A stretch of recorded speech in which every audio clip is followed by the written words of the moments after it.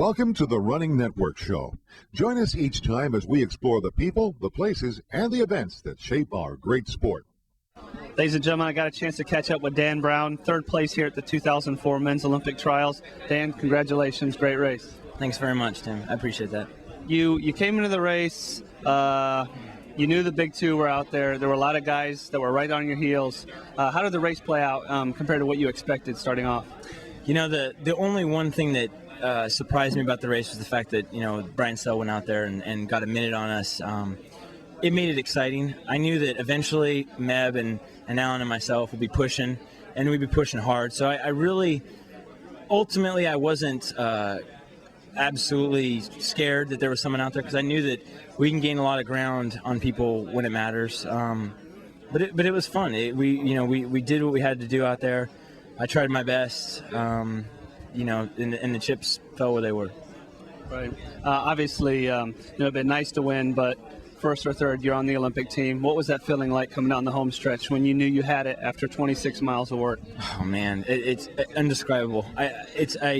Just the feeling after 28 years in my life of basically 16 years of my life trying to go after this dream and to actually see it realized and to know that I've just got a little bit going. I mean, I couldn't hold back a smile, and it means so much to me. It's sinking in, but it's at the same time I'm just going to enjoy it for this next couple weeks as I rest.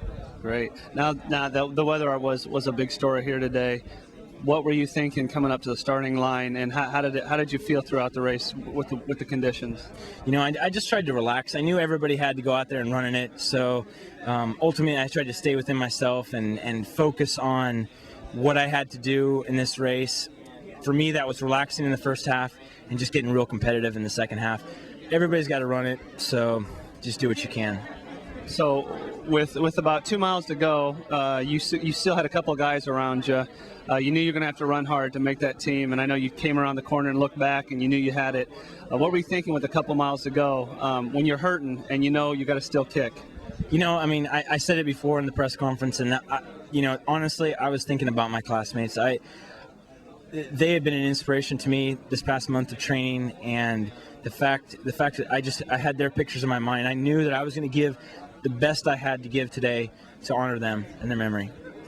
Great. Now you've also got some track talent. I mean, you're a several-time national champ on the roads, on the track. You've been on the cross-country course.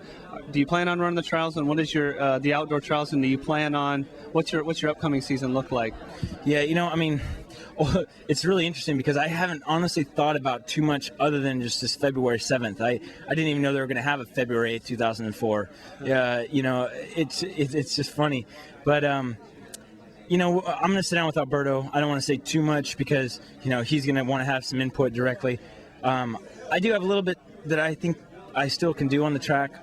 I would like to continue to set PRs on the track. Whether I decide to run the 10K and it is still a little bit up in the air, but I'm going to leave that to Alberto and myself to really hash out. So, well, Dan Browne's headed to the biggest show in the world. Congratulations and good luck in the future. Thanks, brother. Thanks. Good luck with everything.